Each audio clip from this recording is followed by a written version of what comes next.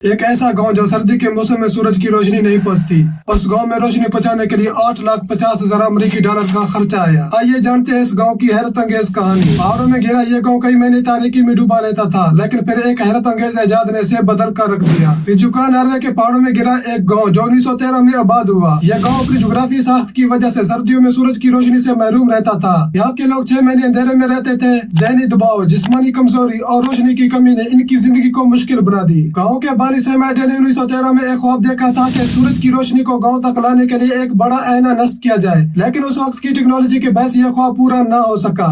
یہ خواب برسوں تک گاؤں کے باسیوں کی امید بن کر رہ گیا، یہاں تک کہ 2006 میں ایک گاؤں کے رہائشی مارٹن نے سیم ایڈے کے خواب کو دوبارہ زندہ کیا۔ انہوں نے سوچا کیوں نہ جدید ٹیکنالوجی کا استعمال کر کے روشنی کو پہاڑوں سے نیچے لایا جائے، لیکن کیا یہ اتنا آسان تھا؟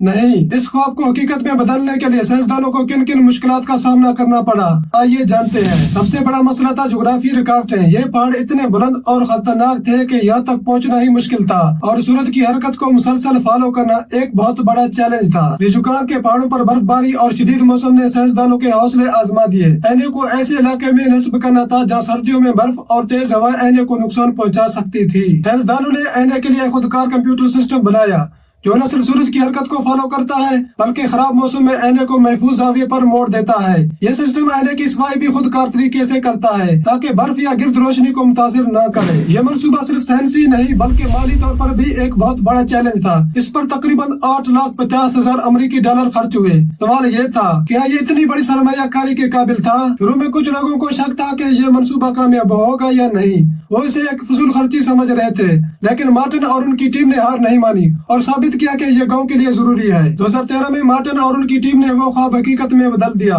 جو 100 سال پہلے سیم ایڈے نے دیکھا تھا۔